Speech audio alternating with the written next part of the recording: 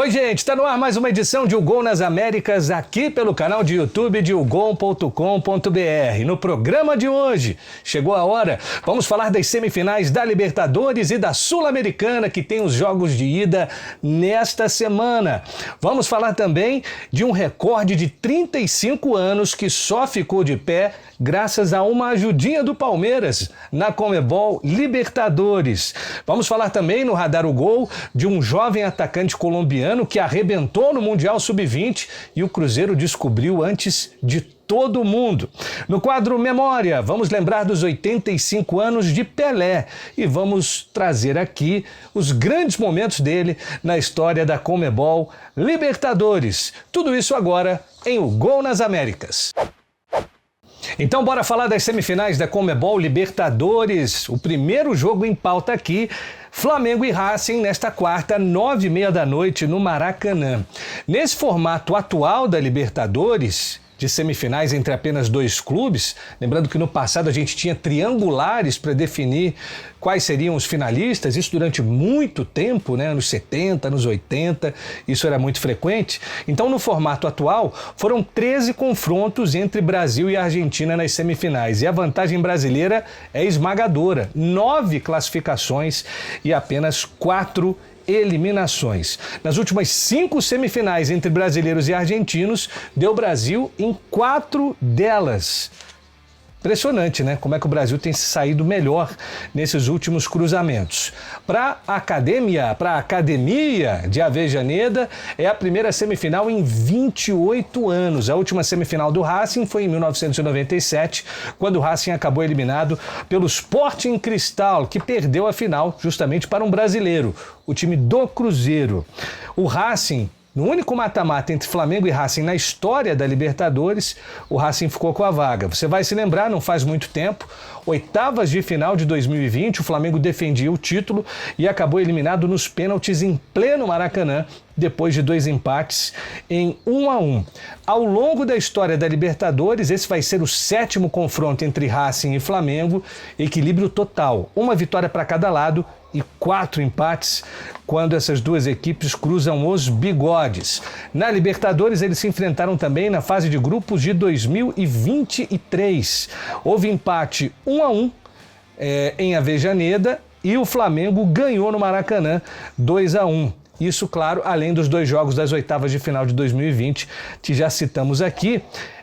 E na Supercopa também foram 2 empates em 1992, 3-3 no Rio de Janeiro, vitória do Racing 1-0 no Maracanã. Então, reforçando, em histórico de competições da Conmebol, uma vitória para cada lado e 4 empates entre Flamengo e Racing. Na outra semifinal teremos LDU e Palmeiras. O jogo é na quinta-feira, 9h30 da noite, na altitude de Quito. E um detalhe a mais reforça a confiança da galera do Palmeiras. Jamais um clube do Equador eliminou um time do Brasil em semifinais da Libertadores. Até hoje, 4 confrontos, nas 4 vezes o time brasileiro passou. Entre Palmeiras e LDU, a história é curta em Libertadores. Foram 2 jogos com uma vitória para cada lado. Eles se cruzaram na fase de grupos da Libertadores em 2009. 3-2 em Quito para a LDU, 2-0 para o Palmeiras em São Paulo. A história de mata-matas do Palmeiras contra equatorianos é a seguinte. Oitavas de final em 2020, o Palmeiras eliminou o Delfim, 3-1 fora de casa, 5-0 em casa. Nas oitavas de final de 2017, um tropeço contra o Barcelona de Guayaquil. Perdeu em Guayaquil por 1-0, ganhou em casa de 1-0 e foi eliminado nos pênaltis. E ao longo da história, o Palmeiras contra times do Equador tem o seguinte retrospecto: 20 jogos, 16 vitórias e apenas 4 derrotas. E nos mata-matas da LDU contra brasileiros na Libertadores, 7 confrontos, com 3 classificações da LDU, incluindo um título contra o Fluminense do Maracanã em 2008 e 4 eliminações para times brasileiros. E agora a gente passa a falar da segunda competição de clubes mais importante da América do Sul, a Conmebol Sul-Americana. O primeiro jogo de semifinal que a gente vai falar aqui é o entre Universidad de Chile e Lanús. O primeiro jogo é na quinta-feira, 7 da noite em Santiago, sem público, por conta dos transtornos causados pela torcida de Laú no jogo contra o Independiente lá em Avejaneda. É a terceira vez que há um cruzamento entre argentinos e chilenos na história das semifinais da Conmebol Sul-Americana. E a Argentina ganhou as duas anteriores. Em 2005, o Boca tirou a Universidade Católica e foi para a decisão. E em 2020, o Defensa e Justiça foi quem tirou o Coquimbo, que tem um piratinha no seu distintivo, ficou também com a vaga o time da Argentina. Portanto, o Laú busca pela primeira vez ser um time chileno a eliminar um argentino em semifinal de Sul-Americana. O Lanús já eliminou Laú na história da Sul-Americana, foi nas oitavas de final de 2013. Meteu 4-0 em casa, perdeu no Chile por 1-0, então no confronto direto a vantagem é do Lanús. Vai ser o quarto mata-mata de Sul-Americana de Laú contra argentinos. Avançou duas vezes, tirando o Arsenal de Sarandi nas quartas de final de 2011 e o Independiente nas oitavas desse ano em circunstâncias altamente catastróficas. E caiu uma vez só, justamente essa vez para o Lanús, a qual nos referimos agora há pouco. Na outra semifinal com Brazuca, Atlético Mineiro e Independiente Del Valle. O jogo é nesta terça, em Quito, 9h30 da noite. Bom, é apenas a segunda semifinal entre Brasil e Equador na história da Conmebol Sul-Americana e o retrospecto não é bom para o Brasil não, hein? A única vez que isso aconteceu, em 2019, o Independiente Del Valle tirou o Corinthians e acabou mais tarde sendo o campeão pela primeira vez na sua história. O Del Valle, que é bicampeão da Conmebol Sul-Americana. Galo e Del Valle já se enfrentaram 4 vezes, só que na Libertadores e sempre por fase de grupos. Em 2016 e 2022. Até hoje, 2 vitórias do Galo, 1 empate e 1 vitória do Del Valle. O Galo, até agora, jamais enfrentou equipes do Equador, vai ser a primeira vez do Atlético Mineiro enfrentando uma equipe equatoriana. O Del Valle fez 4 mata-matas contra brasileiros na história da Sul-Americana. Ele avançou em 3 vezes, incluindo o título de 2022 contra o São Paulo, a semifinal contra o Corinthians em 2019 e o play-off desse ano contra o Vasco. A única eliminação foi contra o Red Bull Bragantino nas oitavas de final da temporada 2021. A classificação do Palmeiras contra o River Plate nas quartas de final da Conmebol Libertadores impediu que fosse quebrado um recorde que já dura 35 anos. O Franco Armani completou 112 partidas disputadas na Libertadores e ficou a apenas um joguinho de igualar a marca de Éver Hugo Almeida, goleiro que nasceu no Uruguai, mas é naturalizado paraguaio, ganhou 2 vezes a Libertadores com o Olímpia e tem um total de 113 partidas de Libertadores em 16 edições disputadas, todas elas com a camisa do Olímpia, o rei de copas do Paraguai. Outra marca importante, o Enzo Pérez, que também poderia igualar o brasileiro Fábio com 110 jogos se fosse até a semifinal, parou em 109. Por isso o Fábio continua ali com 110 jogos no pódio, como o terceiro jogador com mais partidas na história da Conmebol Libertadores. Portanto, o River não avançou, o Fábio na terceira posição e o Éver Hugo Almeida respiram, por enquanto, com os seus recordes intactos. E o Radar o Gol vem no embalo do Mundial Sub-20, disputado no Chile.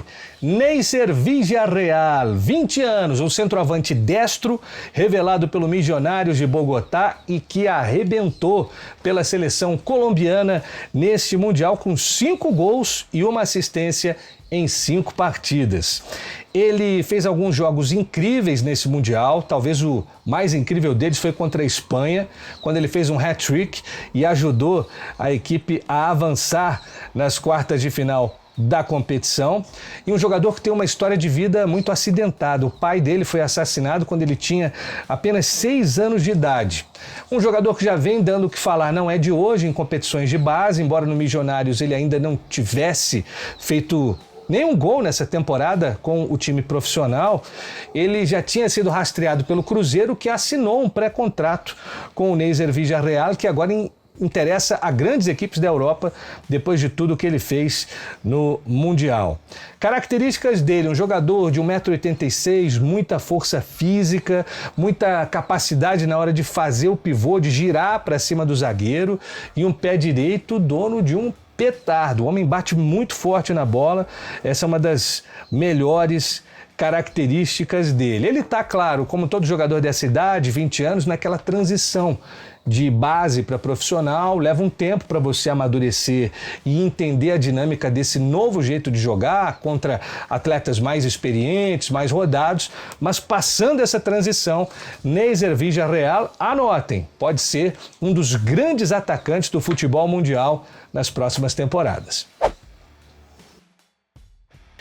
E o quadro Memória resgata aqui simplesmente o maior de todos, porque nesta quinta-feira, 23 de outubro, seria aniversário de Pelé. 85 anos de nascimento desse tricordiano que cresceu em Bauru, foi adolescente para Santos e o resto é história. Títulos mundiais com a seleção brasileira: 58, 62, 70. Títulos com o Santos foram 2 intercontinentais e 2 Libertadores. E é justamente sobre essas 2 Libertadores que o Pelé conquistou que a gente fala agora. Os números dele são absurdos. Campeão em 62, campeão em 63. Ele estava no grupo, mas não foi escalado em 64 por lesão, e disputou também a Libertadores de 65, onde não foi campeão, mas foi o artilheiro com 7 gols marcados. A história do Pelé na Libertadores é a seguinte: 15 jogos e 16 gols, média superior a 1 gol por partida. Coisa impressionante. E o aspecto decisivo do Pelé também aflorou nas 2 decisões em que o Santos foi campeão.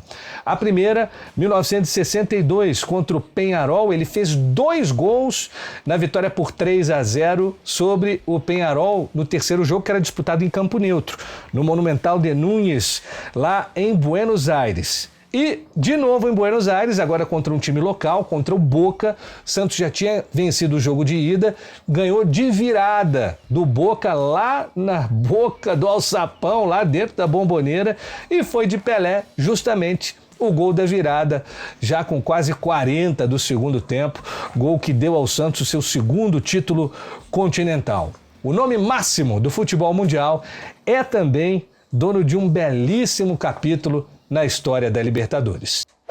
Por hoje é só, meu povo. Semana que vem estamos de volta com mais uma edição de O Gol nas Américas para falar dos jogos de volta, trazer a prévia do que vem por aí no reencontro de Racing e Flamengo lá no Cilindro, de Palmeiras e LDU em São Paulo, dos jogos de volta da Sul-Americana e muito mais. Tudo aquilo que você está acostumado a ver aqui no quadro Memória, no Radar o Gol.